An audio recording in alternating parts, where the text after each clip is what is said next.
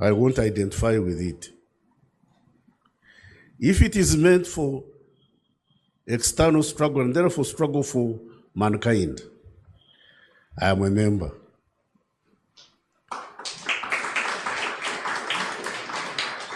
Because if it is for internal struggle,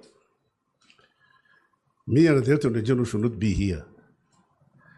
Because for your law society to call themselves radical is an indictment on our performance. Why should our law society radicalize to struggle against government? For a person like me who's transited from colonialism, those of you what I'm talking about, maybe Ruchikire knows. I've seen colonialism. I've seen Obote 1.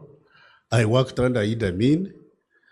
I was in the bush during Obote 2. I saw the brief transition of this fracas of UNRM, they call it UNRM, and then the 40 years of NRM. And at the crowning of the 40 years of our tenure, when our past, biological past is fast catching up with us, whether we want or don't, we shall go. My question is, what are we leaving behind?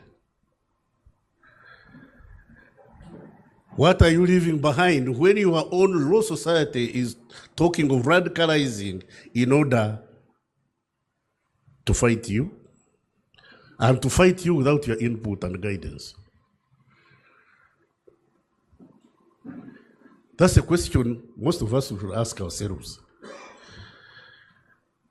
Ladies and gentlemen, apart from Muzair Chikir and a few other young men I was sitting with there, including my friend, this FDC MP,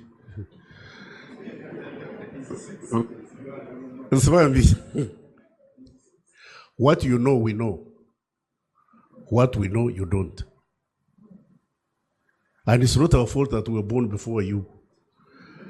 And we had the misfortune of going through this.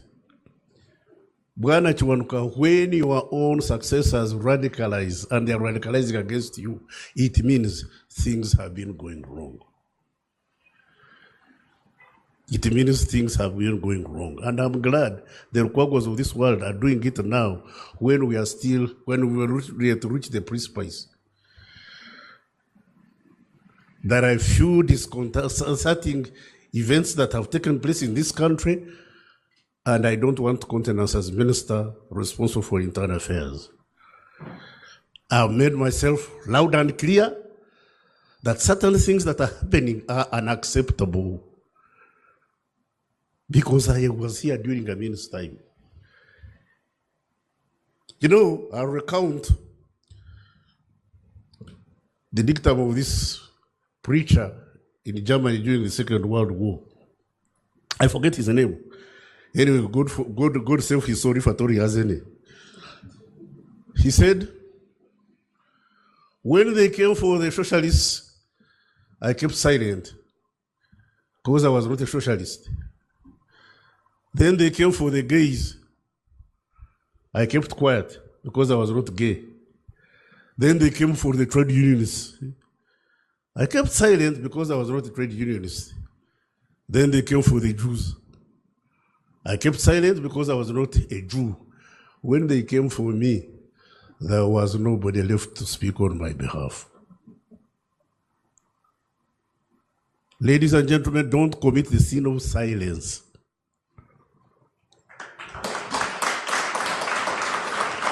And those of us who are in authority must learn to hear. In Kiswahili they say, asiolewa na wazazi, asifundishwa na dunia. If you don't learn from your parents, you'll be taught by the world. Those of us in authority, if we don't know how to exercise authority judiciously and with caution and compassion, we shall be taught by the society we are leading. We lead. Well, some people want to rule. Me, I don't ascribe to that. We lead with the consent of the governed. Sometimes the governed are wrong.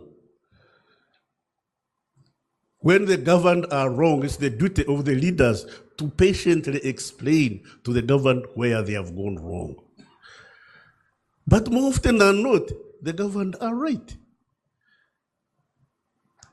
Those who are governed, when you see them crying, when you see them jumping up and down, don't suppress them. Keep them in order, but feel their pain. Mama Jua has said it properly. She said, for us, we cried.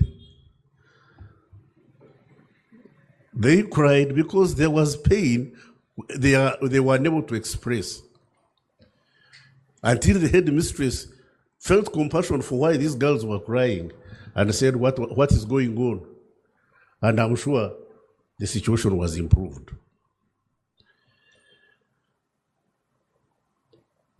Recently, I've heard of episodes of people being, so-and-so has been arrested. Arrested, yeah, very good. 6 months, this person has not been brought to court. So-and-so has disappeared. Like now, today somebody called me from Mbarara and said a gentleman called Wangomani, Amos Wangomani.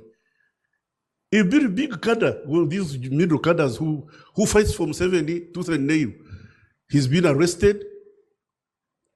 Amos Wangomani from Mbarara, just a simple businessman. He was arrested, he's disappeared for 3 weeks. His family went to court. First time he was not produced. Second time he was not produced. Yesterday they went to court. You know what the authorities told us, including Muzei Chiriwachi Wanuka, vicarious liability. They said, we don't know where the man is. Oh. Wait a minute. When people of my size, height, and weight disappear without trace, that's a problem. How can a man big as I am disappear without trace? Because these fellows called me in the morning and said, if he's been killed, at least give us the body to borrow. Listen, families are now beginning to call on us to give them bodies to borrow. We who fought Idi Amin for the very reason. Excuse me. Bwana Chwanuka, you are crossing the Rubicon. Yes, and those of us who took up arms to fight against this don't think there are others like us in our age with the enthusiasm to fight us. Have it upon your heart that if this goes on, we are going to be fought, and I'm too old, too old to change and too tired to care. You still have 50 years to go. 50 or so?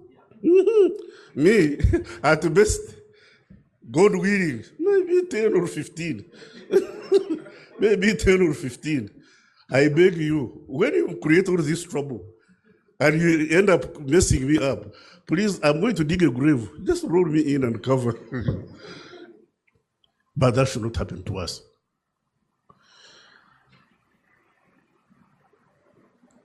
All and sundry should learn to listen to the governed.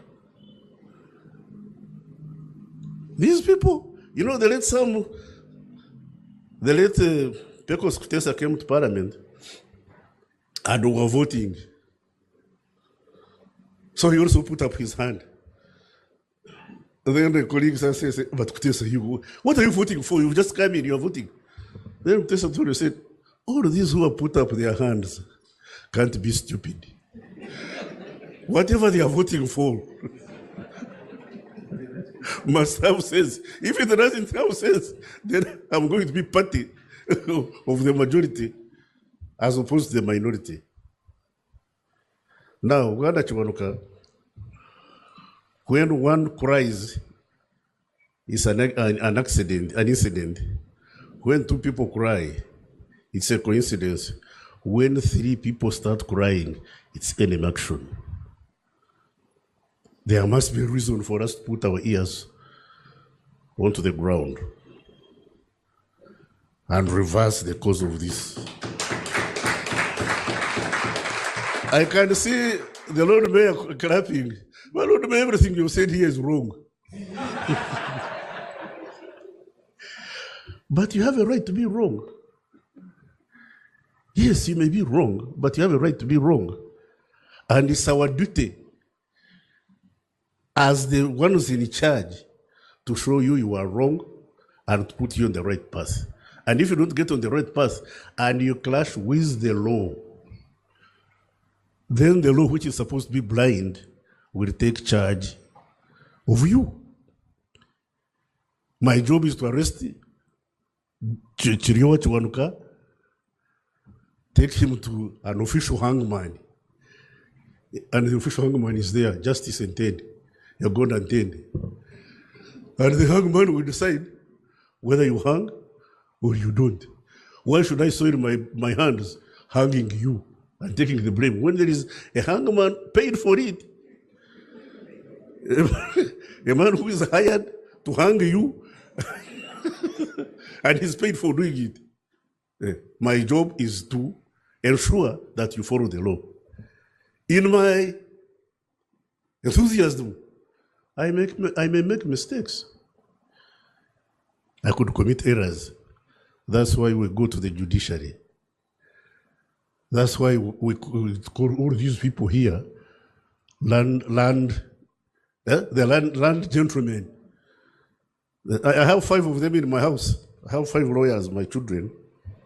And unfortunately, they follow a lady who is a doctor. Now, when they are having legal arguments, my daughter comes to me and says, Daddy, I think I have here 5 psychiatric patients. I think I have here 5 potential psychiatric patients. I say, why? Say, how can you have 5 opinions and you all claim they are right? One of you has to be right and the other has to be wrong. Let's give it to the lawyers to go to court, argue their case. When we are lucky, we win. When we are unlucky, we lose. And when we lose, we appeal. That's what the craft and art of government means. That's why there is this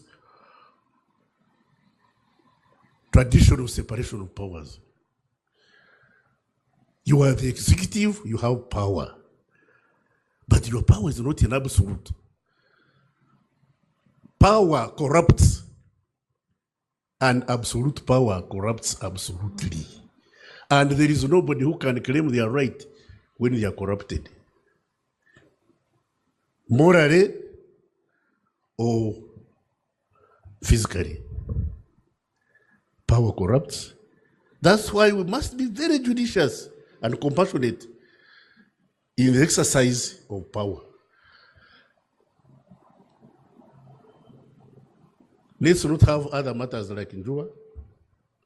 You are talking of Kasimo Buramea was in the Ministry of Foreign Service. And I was in Africa Department. And was very, very, very mesmerized about the African Department. Unfortunately for me, I was in charge of liberation movements. So I used to interact with Amin on a regular basis. One day, he called us to this house they used to call Cape Town Villas. And I was a junior officer for the Service Officer 6. And we are going to meet him on Saturday. Amin was a very nice gentleman. Whenever we went there, he would entertain us. And he would give us booze. Now, for the service officer, with my pay, whenever they brought beer, the directors would be talking for us, we would be at the back drinking. Ironically, we would start drinking at around 11. By 2, all of us would be speaking together with the president who was drinking juice. But would be at par. He would be drinking juice. For us, we are drinking beer. But at around lunchtime,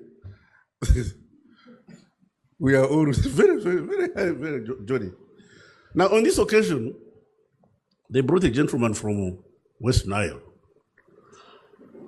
And you could see by his code of dressing that the clothes he was wearing had been picked from the shop that morning.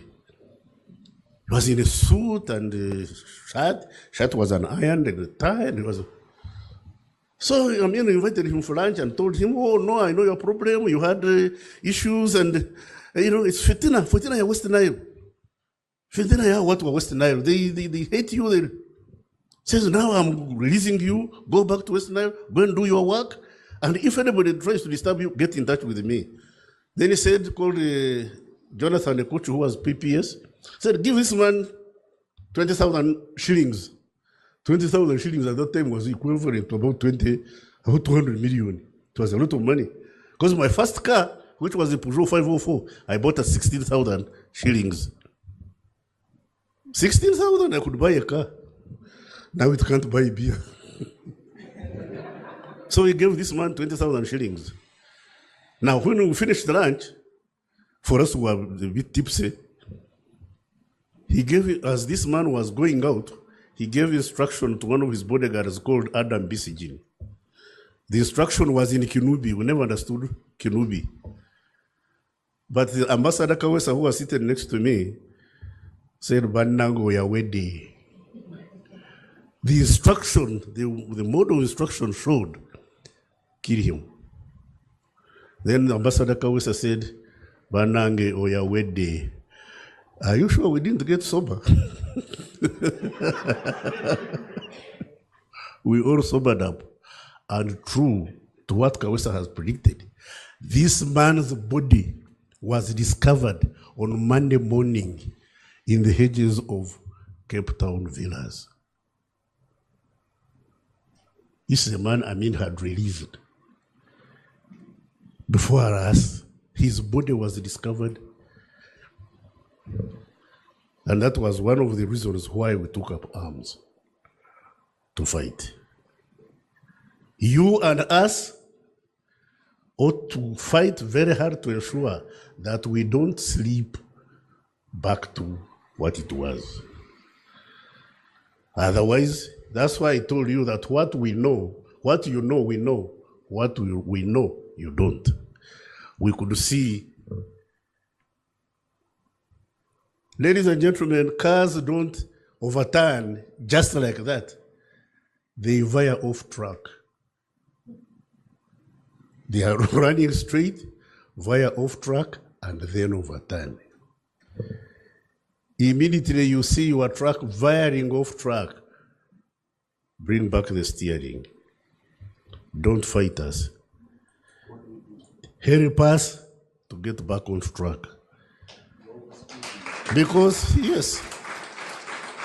when we fight in a civil war, there are no winners, there are no losers. We all get bruised. The winners have bruises, the losers have bruises. But when you bruise your brethren, it's your duty to take them to hospital.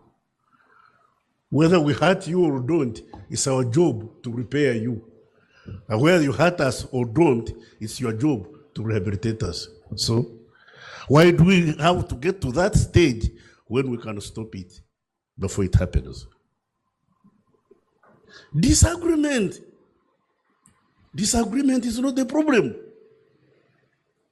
Making mistakes is not the problem. The problem is when you can't repair the damage you've done or to prevent the damage you're about to do. In my military training, they told me, my instructors told me, the greatest generals are those who win wars without shooting a bullet. Those who win wars without shooting a bullet. Talk of bullets. You see wars in the world. Have you ever heard of the phenomenon of the military-industrial complex? The phenomenon of military-industrial complex. Weapons are commodities. And they are made in factories. And those commodities have to be consumed. When they are not consumed, The factories close down and people get unemployed. So how do you consume weapons? How do you consume weapons? You create wars. They create wars, we buy their weapons, we kill each other, their industries go on, here we go back begging. Do we manufacture BM in Uganda? No, but we deploy it. Do we make tanks? I'm told Mujira is trying to make some in Ruweru, but we deploy them. Do we make aircrafts? No, we deploy them. So does Rwanda, so does Congo, so does Burundi. And we are consuming all these warcrafts from people who make them, and we pay for that equipment. Chiriowa.